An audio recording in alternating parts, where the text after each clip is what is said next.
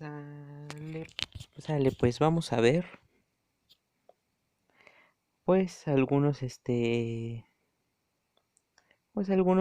errores comunes que hemos cometido todos cuando es por primera vez nos enfrentamos a la teoría de conjuntos ya en la facultad, ¿no? Ya en una carrera de ciencias. Ujú. La primera, bueno, quizás muchos de ustedes ya lo sepan, ¿no? Pero, pero tiene que ver con cómo nos han definido los conjuntos cuando nos vamos a secundaria o ese tipo de visiones, ¿no? Tan particulares. Ujú. Por ejemplo, cuando consideramos el conjunto, ¿no? Vamos a ponerle como este. Este es el primer punto. Y ahorita lo desarrollamos y lo voy a escribir aquí. Cuando tú consideras el conjunto que tiene al vacío, ¿no? Y el singulete del vacío, ¿no? Y te pueden preguntar, a ver, mm, es más, no consideremos este, vamos a considerar nada más al conjunto que tiene al conjunto que solo tiene el vacío, que es este. Y te preguntan, a ver, ¿y el vacío está en este conjunto? O de la misma manera, ¿no? Para, para que no se vea como que es porque es el vacío, no sé qué. El conjunto que solo tiene A. ¿Esto es cierto? Yo siento que la mayoría piensa que es cierto y incluso aunque tú sepas aquí lo ves y directamente te preguntan y tú dices, no, pues claro que no es cierto. Cuando estás haciendo una prueba, pues inconscientemente sí te vas con estas cosas y sientes como que sí puede ser cierto, o sea, lo asumes a veces cuando tú estás haciendo una demostración. Y yo quiero que entiendan por qué uno asume eso, no lo asume porque no estés entendiendo las cosas, no lo asumes porque no se te dé o porque no seas listo, no, no.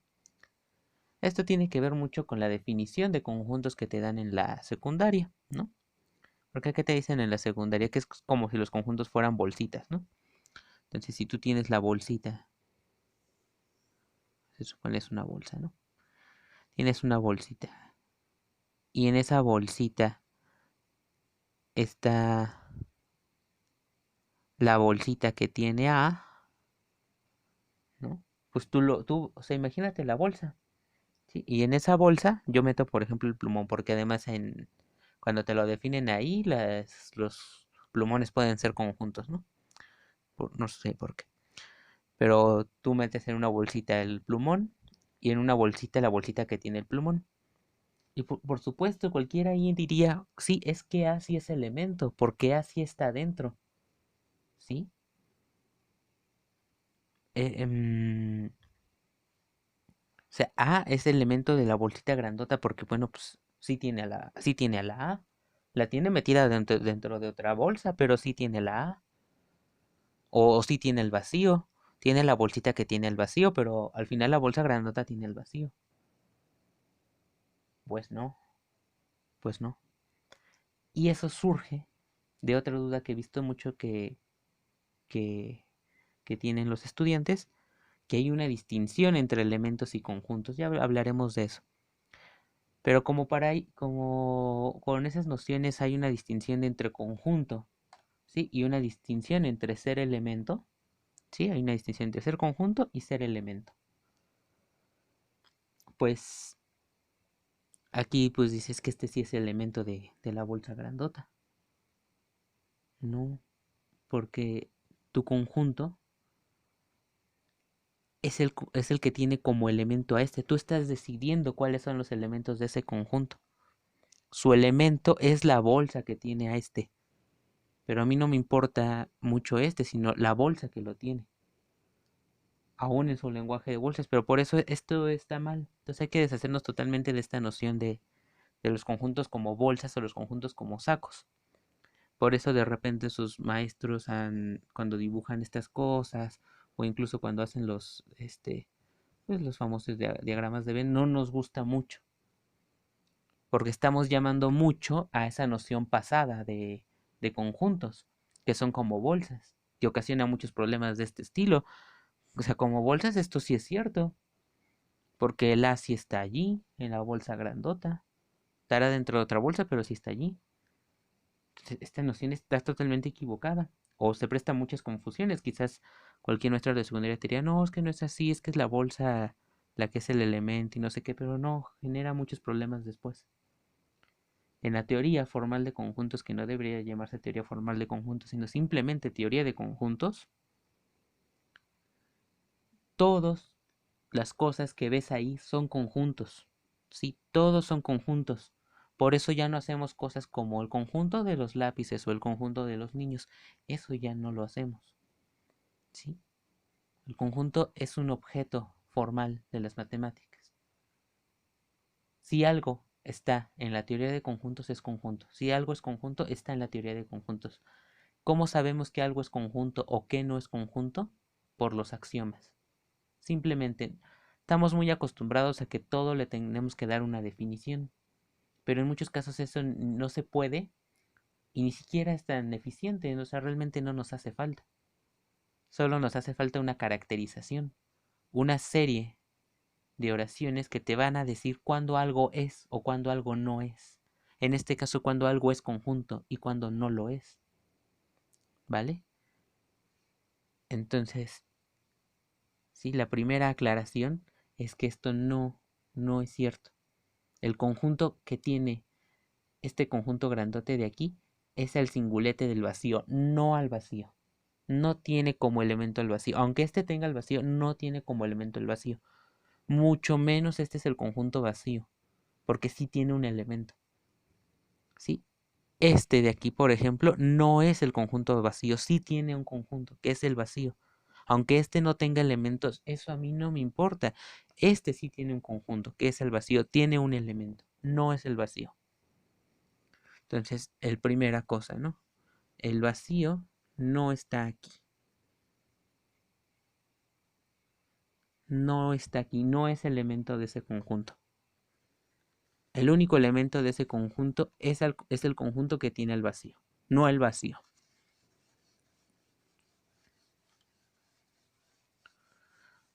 Voy a ir con la otra noción equivocada que incluso también la he visto en algunas demostraciones. O sea, seguramente no caen en esto si uno se los pregunta directamente, pero en las demostraciones sí lo suelen asumir así a veces, ¿no? Que alguien dice A está en B y B está en C. Ah, pues seguramente entonces A estará en C. Pues no, tampoco. O sea, C puede ser un conjunto que cruce el vacío y el singulete del vacío. Y A puede ser, no sé, este conjunto, ¿no? Y puede estar en... O a ver, deja pensar otro ejemplo. Que C sea el vacío, ¿no? Así. Y sí, por ejemplo, ¿no? Si C es, por ejemplo, este conjunto de aquí, ¿no? ¿No? Y puede ser, por ejemplo, que B pues sea este, ¿no?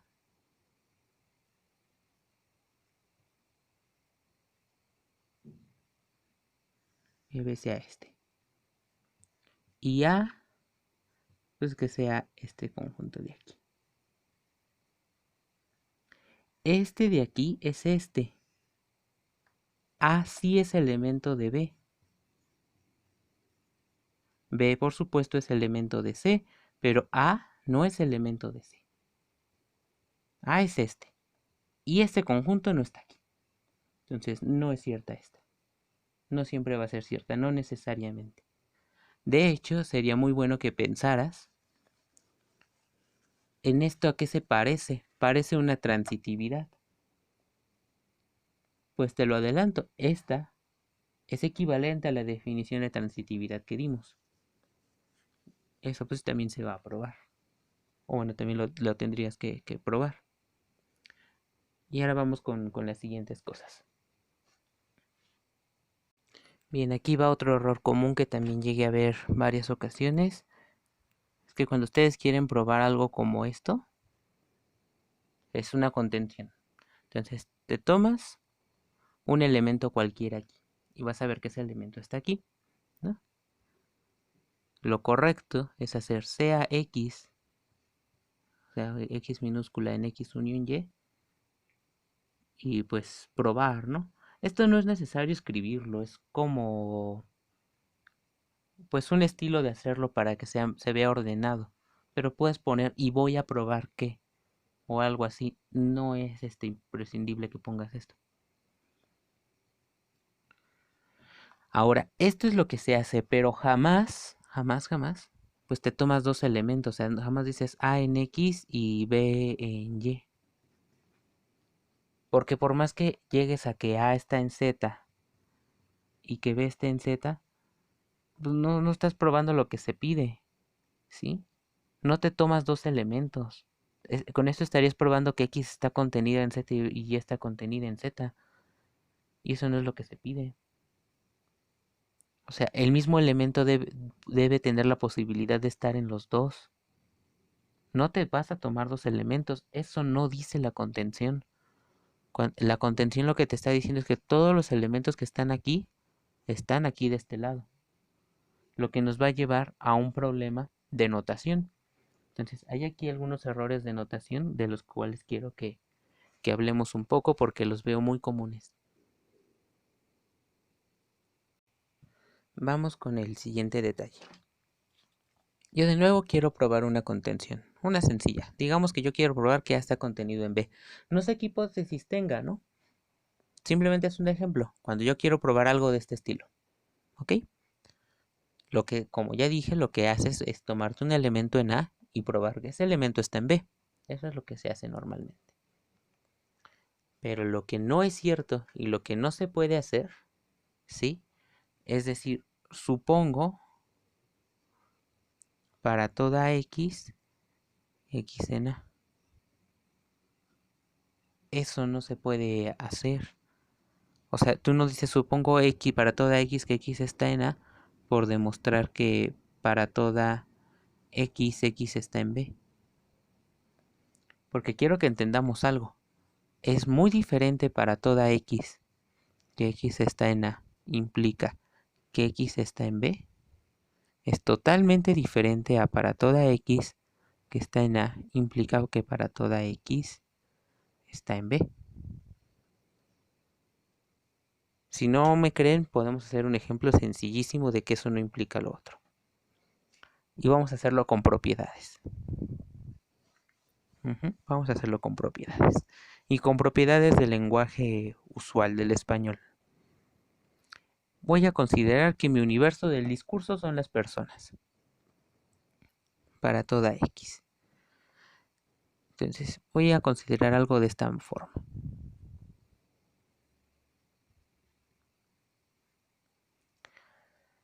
Esto quiere decir que todas las personas que pertenecen, esta es la propiedad, y esto quiere decir que X cumple P. Y voy a suponer que mi propiedad es X es estudiante del grupo 4004, ¿no? Sí, es un ejemplo pues quizás muy ambiguo porque ocupa el idioma español, bla, bla, bla. Pero es para ilustrar algo que se va a cumplir. O mejor dicho, algo que no se va a cumplir. Y Q de X es, no sé, niña, por ejemplo. Sí, eso es lo que dice. Y te digo, mi universo del discurso son las personas. ¿Esto qué quiere decir? Que para toda X, que está en el universo de las personas, si X es estudiante del grupo 4004, entonces X es niña. O sea, todos los estudiantes del grupo 4004, pues son niñas, ¿no? Digo, como ejemplo nada más. Ahora, sería muy diferente escribir que para toda X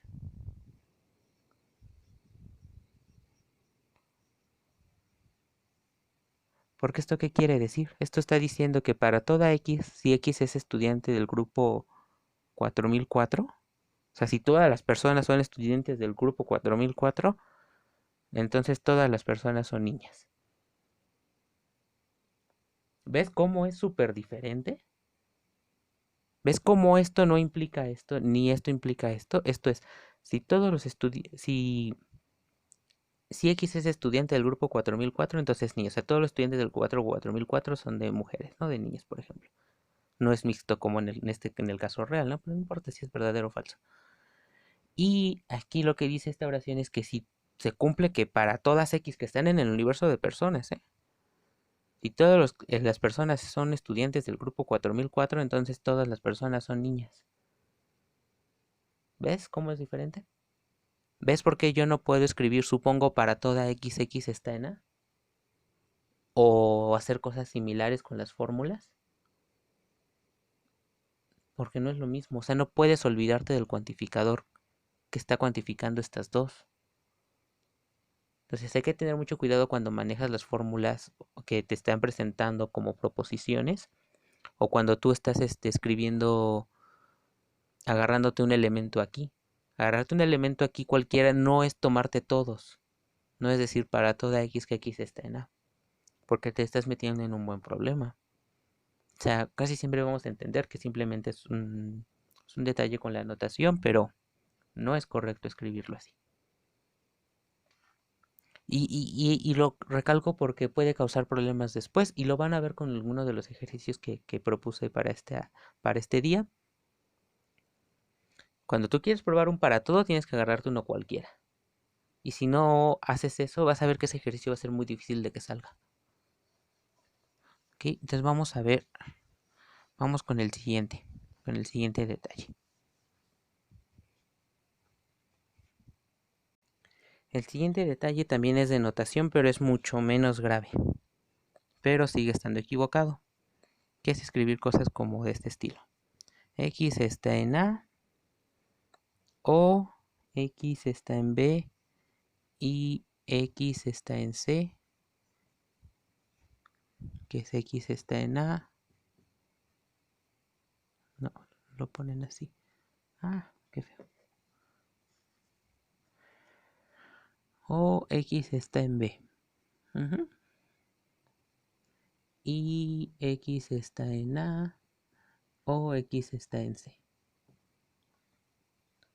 Usar esta igualdad para esto no está bien.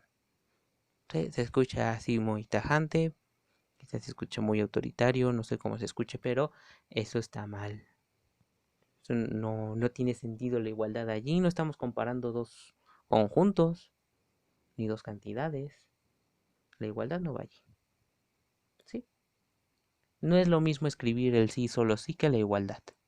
Son cosas totalmente diferentes. Son muy diferentes, no son reemplazables. Lo que sí puedes escribir es el sí solo sí. Y por supuesto decir por qué estás usando ese sí solo sí. Porque no siempre va a ser obvio para el lector. Entonces tienes que siempre decir qué pasos vas a estar usando. Entonces, esto de la igualdad, no. El sí, solo sí, sí. Otro detalle también, muchísimo menos grave que este, inclusive, pero que se ve muy mal. Digo, no es como regaño ni nada, pero porque bueno, yo admiro mucho el esfuerzo que hacen y están haciendo un trabajo maravilloso. Los admiro mucho. A mí me costaba mucho más trabajo que ustedes cuando la tomé por primera vez y pues cometí errores incluso más graves, ¿no? Que sí eran graves, estos no son graves, ¿no? Hacer estas notaciones así, como esto, y no está bien, ¿ok? En muchos trabajos yo he marcado como no mezcles lenguaje lógico con lenguaje conjuntista, ¿sí? No es una fórmula bien formada. ¿Recuerdan qué criterio usábamos para decir que algo era válido en lógica? Que tenía que ser una proposición o dos o proposiciones unidas con los conectivos que definimos, el y, el o y la implicación, o una negación, nada más. Eso de allí no está bien. O sea, no está bien reemplazar la I por la intersección. Yo sé que puede ser más fácil como una manera intuitiva de verlo y yo no quiero arruinar pues una mnemotecnia que quizás tengan o un truco que tengan visual para hacerlo, pero déjenlo como mejor como un truco visual porque entregarlo así pues sí tiene un error y es un error que, bueno, sí, como dije, no es grave, pero si lo sigues llevando a cabo como que se interioriza mucho y al interiorizarse mucho empiezas a tener nociones equivocadas. Ya lo vimos con en el pasado, con el primer detalle del que hablamos. Parece algo muy inocente, ¿no? Decir, pues en lugar de conjuntos, pues que sean saquitos o bolsas, parece muy inocente, pero sí te va marcando nociones equivocadas. Y aquí te va a marcar nociones equivocadas con el lenguaje. Entonces mejor evitemos estas y mejor ponle el i. Yo siento, y yo lo haría así, que pues bueno, según cada quien puedes poner este i, que todavía me parece bien, o puedes poner el i normal, no hay ningún problema con que pongas el i normal porque estás hablando pues, de conjuntos, ¿no? No es una fórmula pues, bien formada como tal, no lo estás simbolizando ni nada. Entonces, pues, no habría problema con eso. Vámonos con los siguientes detalles, que eso sí indican pues que puedes estar, pues puedes estarte equivocando con con la demostración. Bueno, antes uno último. Hablando de esto mismo, y para antes de que pasemos a ese, sí, y voy borre estos para pasar a los otros, es que cuando tú vas a probar un sí solo sí, este es un mini detallito, tampoco pasa nada, ¿no? Pero, ni como digo, no es regaño ni nada, yo admiro al esfuerzo de absolutamente todos, todos lo están haciendo muy bien, todos están haciendo un gran trabajo y los felicitamos mucho por ello. No, son pues, pequeños detalles, ¿no? Para pulirlos. Es parte de nuestro trabajo, ¿no? Ayudarlos a cómo, pues, a tener una mejor notación y eso les va a ayudar a también tener, pues, a identificar mejor las cosas que están probando. Ujú. Entonces, cuando estén probando un sí solo sí quieran probar la ida y el regreso, no ocupen esta, ¿vale? Esto es para contenciones, no para un sí solo sí. Sí suena ya muy payaso de mi parte quizá, pero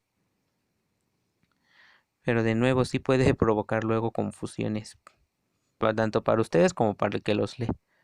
Porque ya no sé, porque si esto incluye aquí una igualdad, pues como que siento que están probando esta igualdad con contenciones y a veces en realidad es que están queriendo decir otra cosa.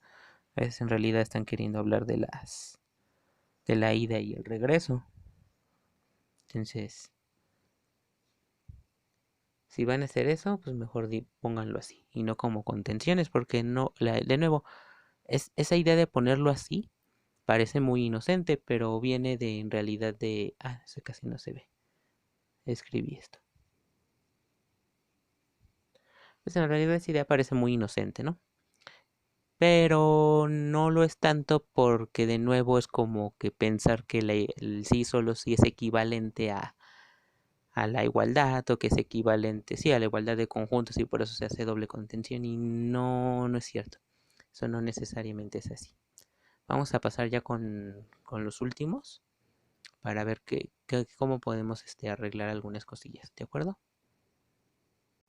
Vale, vamos ya con esta. Vale, ya casi terminamos. Y cuando querían probar esta de aquí, cuando quieren probar algo parecido a esto y hacen el regreso, muchos dicen CAC contenida en A. Muchos hacíamos eso y a mí también me tocó hacerlo, ¿no?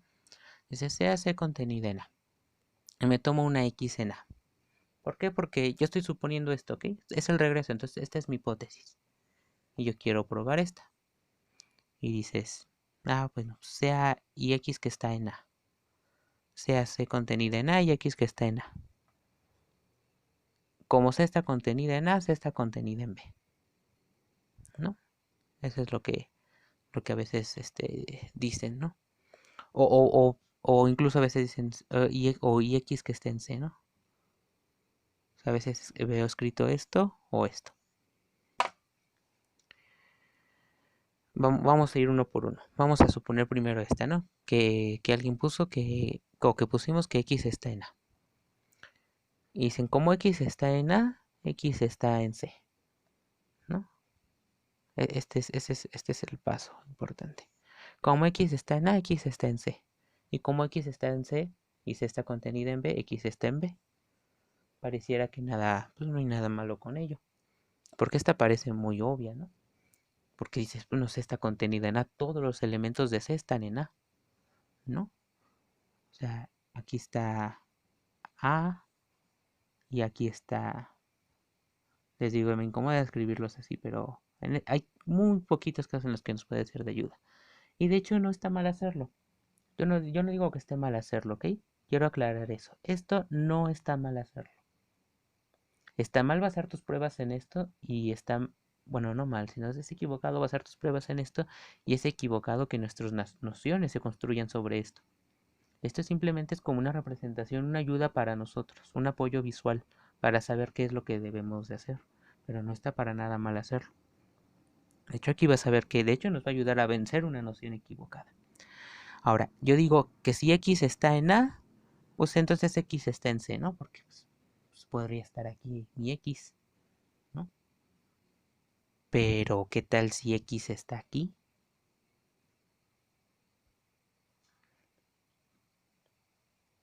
Y si está, si no es, si tu X no está en A, en realidad no puedes probar esta contención. Porque para probar esa contención lo que tienes que probar es que todas las X que están en A están en B, ¿no? O sea, probar esto es probar que para toda X, si X está en A, entonces X está en B. También quiero hablar un poquito sobre esto, pero ahorita vamos para allá. Para toda X, X está en A, entonces X está en B. Pero tu X no está, no tiene por qué estar en el elemento que tú dices que está, ¿no? O sea, si tú dices que X está en A, o sea, pareciera como que aquí sí lo pruebas, como que es la intención. Pero ¿qué tal si el X que tú te agarraste no está en C? Entonces, esta cosa de aquí, pues ya no puede ser. Sí, esto no es necesariamente cierto. Si X está en A, X no tiene por qué estar en C. Quizás no lo esté. Posiblemente ni siquiera lo esté. X podría estar fuera de C. Entonces, esto ya no podrías llegar a esto. Porque necesitas este paso de aquí. Y ese ya no lo tienes. ¿Sí? Este paso de aquí no es cierto. O sea, en conclusión, en resumen, este paso de aquí no es cierto. Si X está en A, X no tiene por qué estar en C. Aquí está C está contenida en A y X se sale. Puede salirse de C y seguir estando dentro de A. ¿Sí? Entonces X no tiene por qué estar en C. Esto no tiene por qué suceder. Vamos al otro caso que les estaba diciendo, ¿no? En el otro caso, bueno, déjenme arreglar un poquito esto. Esta de aquí es mucho más sutil que la otra. Es mucho más sutil que la otra. Pero también tiene muchos problemas. Dice CAC contenido en A. Desde decir este tipo de cosas ya debería ser un poco extraño. Porque estamos considerando subconjuntos que... O sea, tu prueba dependería de que tenga un subconjunto. Y uno puede decir, pues que siempre tiene un subconjunto. Cualquier conjunto siempre tiene por lo menos un subconjunto. ¿Quién? El vacío. Y ahí viene el problema.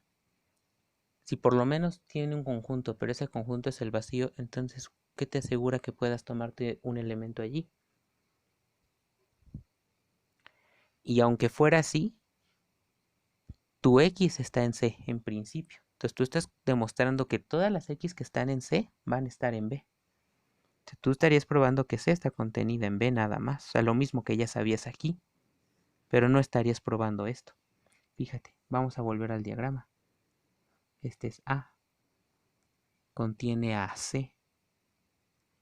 Tú te estás agarrando X es aquí. Y estás viendo que todas esas están contenidas en B. ¿No? Así, ¿no? Bien podría estar así. ¿Y qué pasa con estas de aquí? Se supone que esas también van a estar en B y esas no las estás considerando, solo estás considerando las X que están en C.